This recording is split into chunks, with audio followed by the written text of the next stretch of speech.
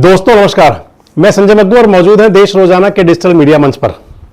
आज पंजाब के पूर्व उप मुख्यमंत्री और अकाली दल बादल के बड़े नेता, अकाली दल बादल के अध्यक्ष सुखबीर सिंह बादल को सजा सुनाई गई।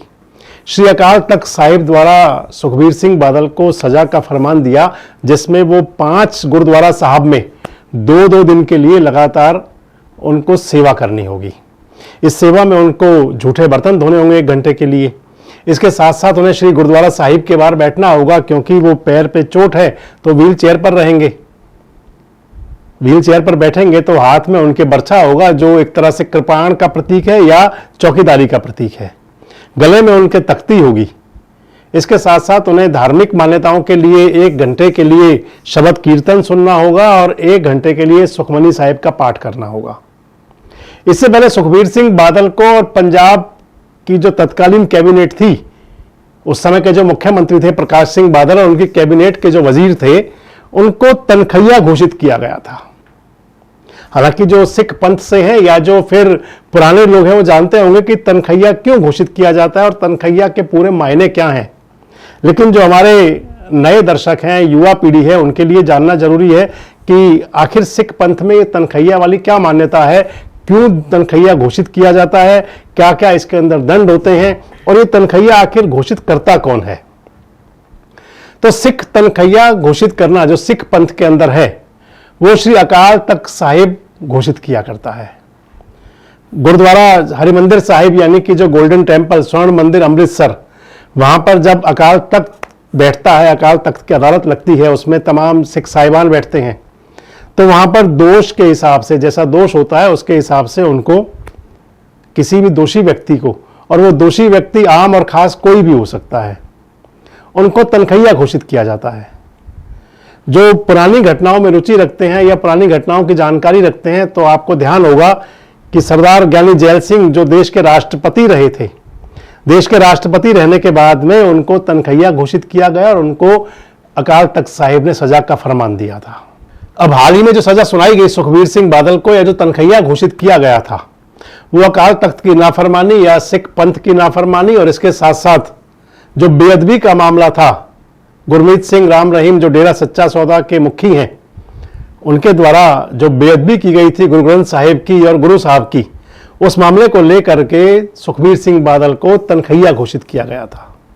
मैं आपको जो बता रहा था कि तनखैया की आखिर परिभाषा क्या है, तनखैया घोषित किया क्यों जाता है।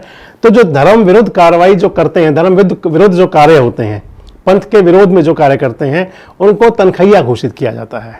यानी कि जो धार्मिक मान्यताएं हैं या धार्मिक दुराचार या धार्मिक मान्यताओं को ना पालना, उनका पूरा मान सम्मान ना करना, उनको अकाल तख्त साहिब की तरफ से तनखैया घोषित किया जाता है।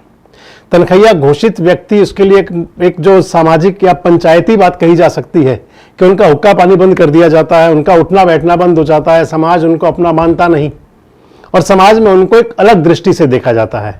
श्री अकाल तख्त साहिब के अंदर भी जब कभी पेश होते हैं तनखैया घोषित जो लोग होते हैं, तो उनके लिए बैठने की सबसे आगे अलग एक व्यवस्था हुआ करती है या खड़े रहते हैं।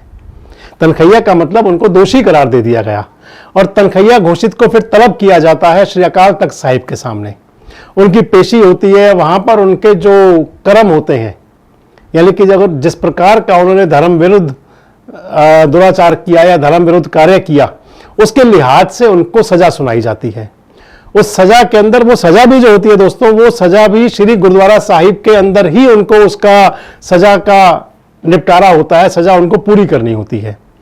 जो सजा सुनाई जाती है अकाल तख्त साहिब द्वारा, उस सजा के अंदर जो प्रमुख हुआ करता है, उसके अंदर संगत के जूते साफ करना, संगत के लंगर के बर्तन साफ करना, गुरुद्वारा साहिब के बाहर बिठा करके उनको या खड़े होकर के, अगर वो खड़े होने की स्थिति में नहीं है तो बैठ करके उनको बर्छी दी जाती है उनको, और साथ में गले में पटका लटाया जाता है, तख्ती लगाई जाती है कि ये सजा हुई इनको।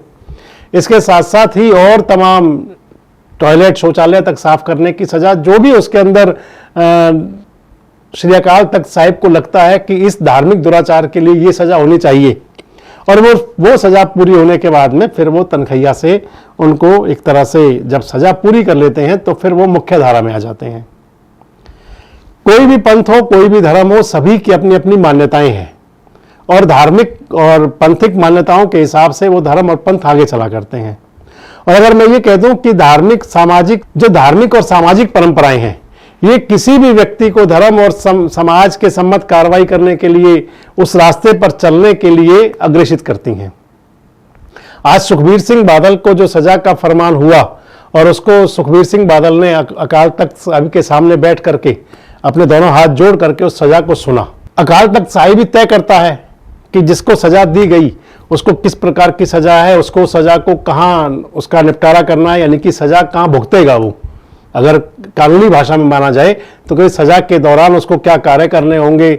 अगर किसी को न्यायिक सजा हुआ करती है तो उसमें तय होता है कि कौन सी जेल में रहना होगा और वहां रहते हुए कौन से काम करने होंगे। इसी प्रकार जो श्री अकाल तख्त साहिब जो सजा का फरमान सुनाते हैं, उसके तहत तय होता है कि कौन से गुरुद्वारे में सेवा देनी होगी। जिसको सजा दिया जाती है उसको अपने हाथों से वो सेवा करनी होती है।